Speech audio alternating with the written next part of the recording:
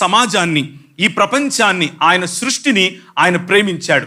ప్రేమించినటువంటి దేవుడు వారితో ప్రతి దినం, ప్రతి చల్లపొద్దు వారితో చాలా సఖ్యతగా, భూమి ఆకాశములు కలిసి ఉన్నాయి అన్నట్లుగా, ఆయన నివాస స్థలము మరియు మనుషుల నివాస స్థలము ఒకటి అన్నట్లుగా ఒక క్రమము అనే ఏదెను తోటను నిర్మించి అందులో ఈ మనుష్యుని ఉంచి ఏలమన్నాడు.